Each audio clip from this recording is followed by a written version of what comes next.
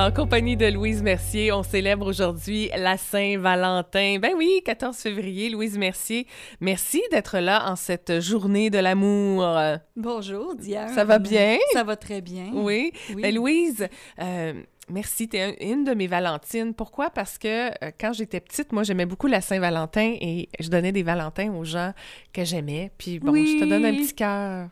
Oh, merci! Moi aussi, je vais t'en donner un en secret, là. Tu sais, avec le petit facteur de l'école, là, tu sais, qui allait les porter dans les autres classes, là. C'est trop drôle. Et aujourd'hui, on parle d'un sujet important dans le cadre de l'immobilier, la raison d'être de l'agent, en fait, du courtier immobilier, celui qu'on appelait l'agent immobilier. Si on veut acheter une maison, hein? Oui. Pourquoi on doit faire affaire avec un courtier immobilier? Je pense que le courtier immobilier, c'est un spécialiste de plein de choses dont on n'est pas au courant quand on achète. À moins d'être nous-mêmes dans l'immobilier, là, je pense qu'il faut faire affaire avec un courtier. Et là, tu vas nous en convaincre aujourd'hui. Il y a plusieurs raisons. Ben oui, il y a plusieurs raisons. D'abord et avant tout, on est vraiment dans le thème avec la Saint-Valentin. Il faut que ça clique. Oui. Il faut que ça clique avec notre courtier immobilier. Peut-être pas être en amour avec, là, Oui. mais faut bien s'entendre avec lui parce qu'on va lui parler de nos besoins. On va lui parler de comment on vit, on va lui parler de comment on veut vivre. Puis le courtier, ben il faut qu'il soit à l'écoute de ces besoins-là. Donc, un courtier à l'écoute va vraiment vous dénicher la perle rare qui va aller avec ce que vous lui avez demandé. Puis, il va aller avec le mandat que vous lui avez dit aussi, là. Puis, des fois, il va vous ramener sa traque aussi, parce que des fois, on est porté, là, à aller ailleurs, puis dire, non, regarde, tu m'as dit que c'est ce que tu voulais. Là, maintenant, si on va ailleurs, est-ce que c'est un compromis que tu es prête à vivre avec? Parce que c'est quand même des milliers de dollars, là, hein, oui, tout à fait. qu'on va sortir de nos poches ou qu'on va emprunter. Le courtier immobilier, lui, étant donné qu'il connaît le secteur ou tout ça, il est en mesure de bien vous guider aussi sur tous les problèmes qu'une propriété pourrait avoir dans un certain secteur, tu sais, au niveau de la pyrite, au niveau du radon, au niveau de la vermiculite, au niveau de toutes sortes de choses qui sont régionales. D'une région à l'autre, il y a certaines particularités. Donc, c'est pour ça que c'est bon de faire affaire avec un courtier qui s'informe ou qui est informé, qui ne dira pas n'importe quoi. Oui. Et là, comment on peut bien magasiner notre courtier? Parce qu'effectivement, il y a cette question, il faut bien s'entendre avec lui.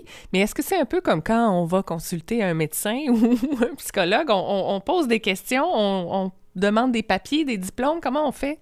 Bien, vous pouvez lui demander son permis. Ça, c'est une chose qu'on devrait tous avoir sur nous. Vous pouvez vérifier sur l'OACIQ, voir s'il y a eu des litiges avec ce courtier-là. Vous pouvez demander des références. Mm-hmm. Les références, je pense, c'est la meilleure des choses. Puis sinon, bien, si vous en appelez parce que vous n'en connaissez pas, posez des questions au téléphone, puis voyez comment la relation peut être établie entre vous et le courtier, voir si vous vous sentez à l'aise aussi avec cette personne-là. Puis le courtier, voir si aussi il est généreux de ces informations. Tu sais, qu'il ne veut pas absolument tout garder pour lui, puis pas vous informer. Vous voulez être informé là, de ce qui se passe, puis de comment que ça fonctionne, puis tout ça. Puis un courtier qui est généreux de ces informations, ça veut dire que ça va être un courtier qui va bien vous guider dans votre démarche, tant au niveau des visites, puis de voir si c'est une maison qui aurait... Qui vaut, qu'est-ce qu'elle vaut, une fois qu'on est rendu à faire la promesse d'achat. Dans la promesse d'achat aussi, d'être en mesure de bien vous protéger puis de bien expliquer c'est quoi qu'on signe. De vous représenter en présentant la promesse d'achat. Mm-hmm. Nous, on n'a aucune émotion dans cette transaction-là parce que c'est pas nous qui allons aller vivre dans cette propriété-là. Fait on est mieux placé à quelque part que l'acheteur qui, lui, « Oh mon Dieu, je l'aime tellement, puis je la veux, puis je veux pas la perdre », que ça va se démontrer s'il négocie directement avec le vendeur. Oui, oui. Puis le vendeur, de l'autre côté, bien lui, c'est tous ses souvenirs qu'il est en train de vendre. Oui. Puis lui aussi, il a ses émotions. Fait que des fois, ça fonctionne pas tout le temps. Puis ce que j'ai remarqué, c'est que la majorité du temps, les gens qui achètent directement du propriétaire, ils achètent plus cher. Oui. Parce que souvent, j'en ai rencontré par la suite et ils disaient, bien là, combien qu'elle vaut ma maison? Bien, elle vaut à peu près tant. Oh mon Dieu, je l'ai payé tant. Et comme 10, 15, 20 000, des fois de plus. Le propriétaire, lui, c'est tout à fait légitime. Il aimerait ça, économiser la commission. C'est correct. Puis, il y en a qui vendent eux-mêmes, puis qu'il n'y a pas de problème. Mais du moment où ils commencent à avoir des problèmes, c'est là qu'on est content d'avoir eu un courtier.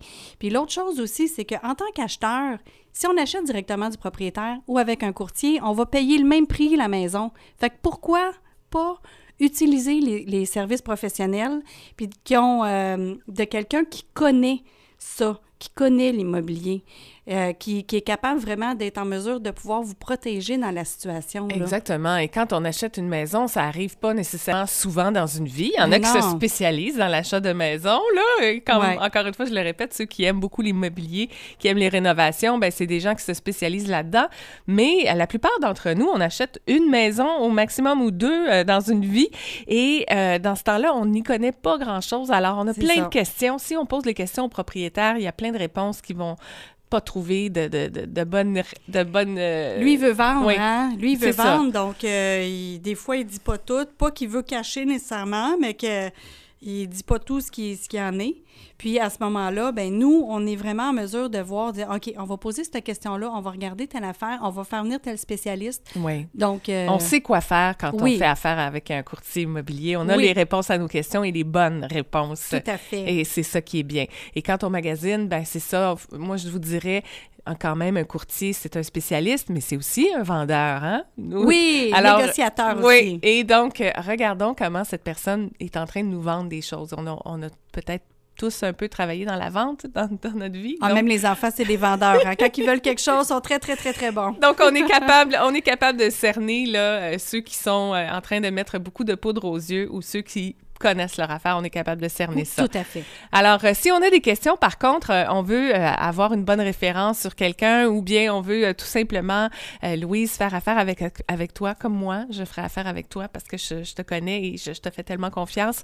On téléphone chez Albimax. À quel numéro? Au 1-855-Albimax, ALBYMAX. Puis, il y a le www.albimax.com. Ben oui, pour voir toute l'expertise de Louise Mercier. Merci, Louise, d'avoir été là aujourd'hui. Merci. La radio allumée.